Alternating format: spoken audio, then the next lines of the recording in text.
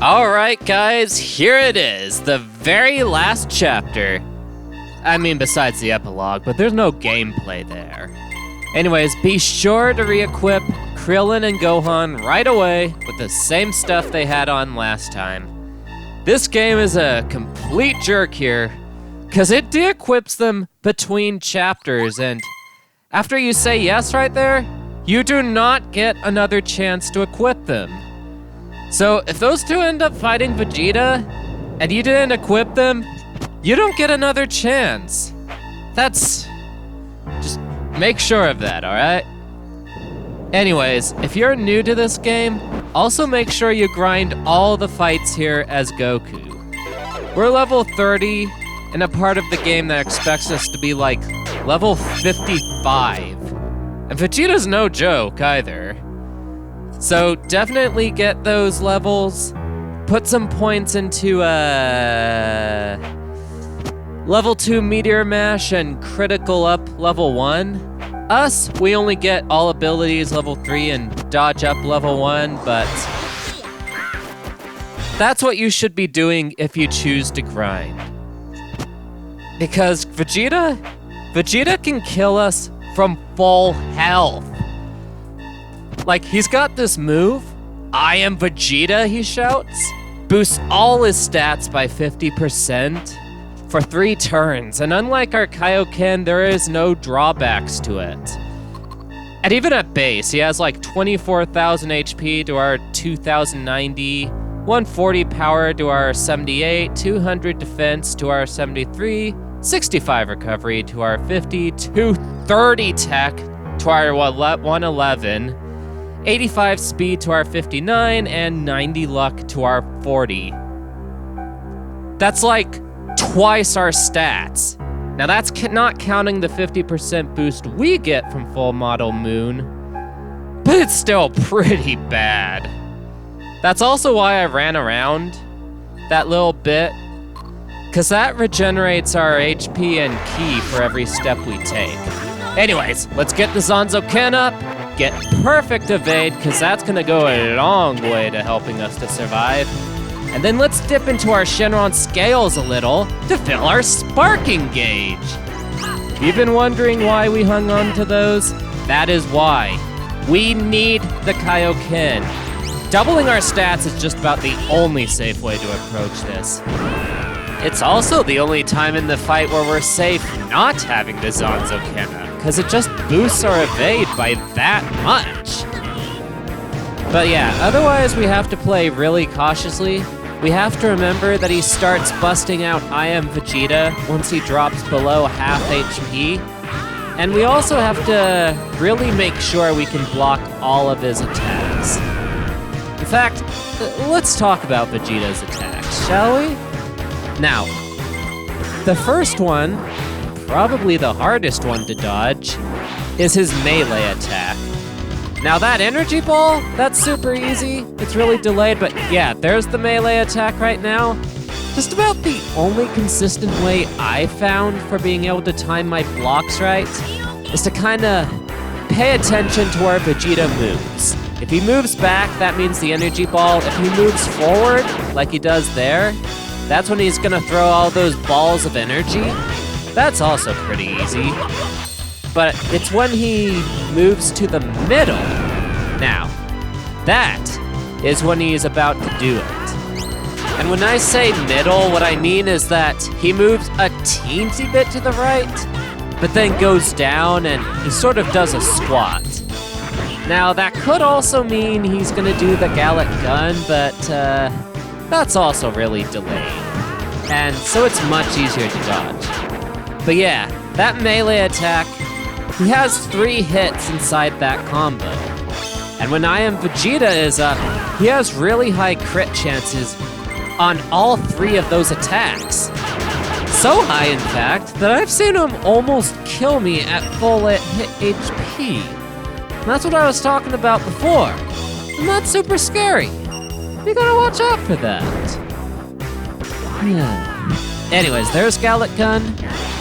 Now the timing on that is a little tricky. You can see it coming, but you'll notice he did that squat before flying up into the air, and what I find is I have to press the block button in the middle of that squat. Not during the end of it, in the middle of it. And doing it at the end of it, that's my natural instinct. Anyways, this should be our last Kaioken before I am Vegeta. If we get enough crits, it'll come after 2 meteor mashes. Otherwise, we'll have to drop him down below 1200 in normal form. Alright. So, let's see how that rolls, shall we?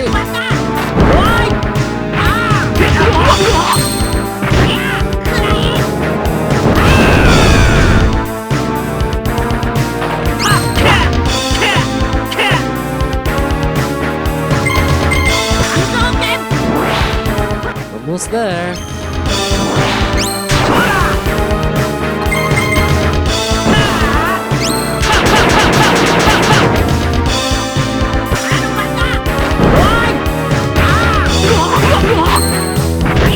Is there? Ooh, not quite. Alright, moment of truth, everyone! It's time! It's time for I Am Vegeta!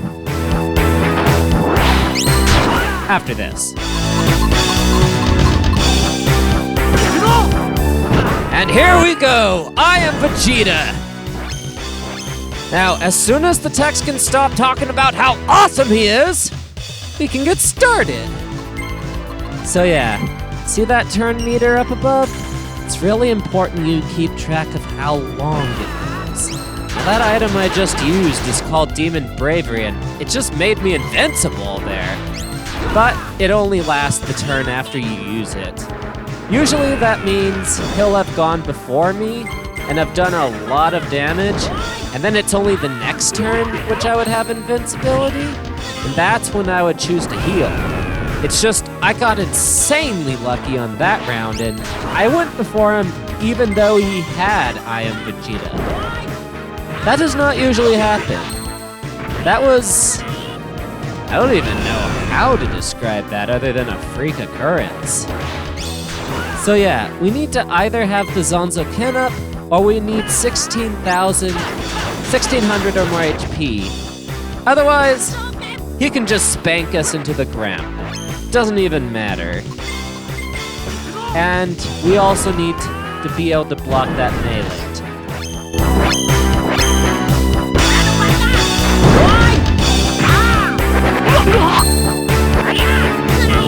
Wow, that really didn't do a whole lot, did it? Again, it boosts his evade too, so that's to be expected. Anyway, Zanzo-ken's about to wear off, so we gotta refill before the next round. And now we have to heal preemptively before he does something really bad like that! Holy cow! There's the one right there! Like, blocking reduces all damage down to 75% of its original amount, just in case this is your first video. And that dropped me down to like 680. That was at 75%. I think I would have died if I hadn't gotten that. That's why it's important to be able to block the melee attack. Well, fortunately we're near the end. Vegeta, he only gets to do one more I Am Vegeta before we finally put an end to him. So, that's probably the scariest part of that fight right there. But man, that was just, wow. Anyway, I have Zanzo-ken up. I'm pretty dodgy. However, he has his own superpower up too. So for here, I essentially stall him. Like, that's why I use the medium B. It's 300 HP, but I'm over the HP 1600 myself, and I know I'm probably gonna miss like half of my attacks if I try to fight him in that state. So I just waited for it to wear off like that. Anyway, the more logical thing would have been to Meteor Mash right there, then heal up if he'd hit me. But hey, it's an 8+ minute fight. Mistakes, they're bound to happen. Almost there. If we can score a crit of some sort on our next attack. Well, let's see.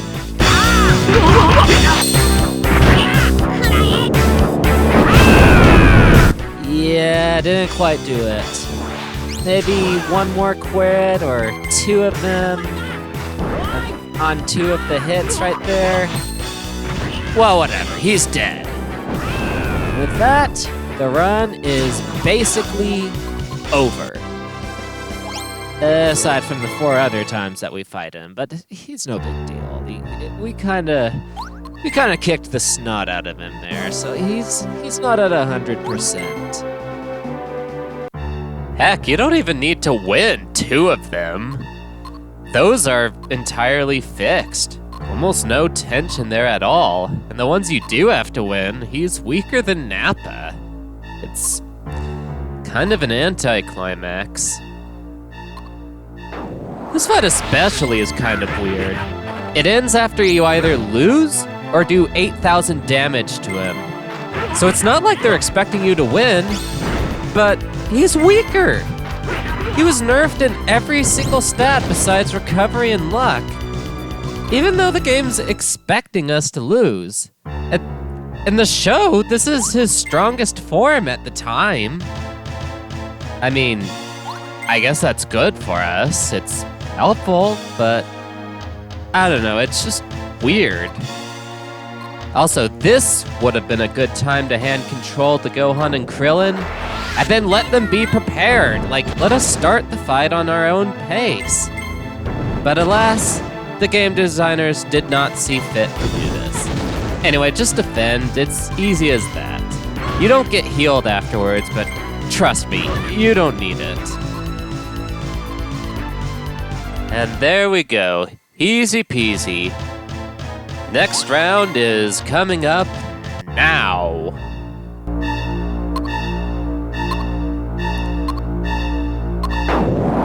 So Vegeta is not doing so great. I said he was weaker than Nappa, but I never went into just how much. It's like, basically it's 10,000 HP to 16,000, 110 power to 135, 85 defense to 130, 55 recovery to 60, 80 tech to 135, 65 speed to 70, and 55 luck to 50. So, you know, he's luckier. He actually lives. That's something. Still, compared to what Nappa was hitting us with, Vegeta's attacks are a breeze. The only thing he's got over Nappa is that we have to take off 15,000 HP with just Gohan and Krillin, whereas Nappa only required them to do 5,600, at least when they were the only ones fighting him. Even then, that's longer, not harder. Dude doesn't even have that many AoE attacks. He has something called Draw, which hits them both, but it pales in comparison to Move It and Cure. Oh, and I suppose I should mention, he does very rarely use I Am Vegeta. It does the same thing as before, which sounds intimidating, but his stats are a lot lower. 50% of 2 is a lot less intimidating than 50% of 100. Know what I mean? Heck, most of them don't even do anything. The defense boost is whatever. And the evasion boost doesn't do anything. Krillin's targeting ring makes his attacks hit every time.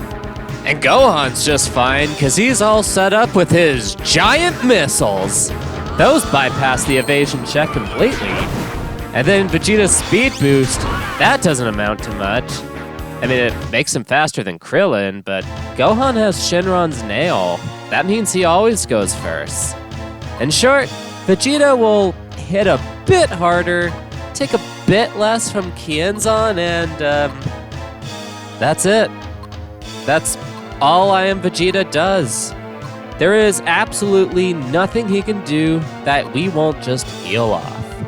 And the final round is just more of the same. Only difference is it requires you to take off 10,000 HP this time. So it's just an easy glide to the finish. So, final thoughts? Overall, I am very happy with this run. It's not perfect. There are several things that are needed. The main thing is we still don't know how everything works. Now, I'm fairly certain my stat distribution upon level up will remain stable. Tech is just so much better than all the other stats. I mean, it boosts damage and accuracy. In fact, it boosts more damage than the stat that's called power. That's the one that's supposed to be boosting all the damage, and yet Tech does more. So really, the only thing up for debate is how far to pump Krillin's speed. I wanted to guarantee he'd outspeed Nappa, but that's not, like, strictly necessary. And of course, Gohan's stats are up for debate. I think luck boosts his chances of running, but I don't know by how much, if at all. Could be that I should just pump power for minuing speed. It's the fastest stat to level up, even though it doesn't do anything for us. So the backbone of this run will probably be the same far as that goes. But there are a lot of small details that I'd change in a future run. Killing Raditz in Chapter 6, for example. I admitted then that I was driven as much by pride as I was pragmatism. I mean, I think killing Raditz for EXP and AP is faster, but I am heavily biased in favor of that. I don't want the Makonka Support to be faster, because I hate the idea of passing up EXP and AP, and also I'm a power gamer. I love challenge. So wimping out on a challenge, that just goes against my nature. And of course, there's that embarrassing flub in Chapter 8 where I took 2 extra minutes going back through Mount Paozu when I could have just taken the path near Yamcha's hideout. I didn't know I could blow up that boulder until after I'd recorded everything. So that's an easy time save.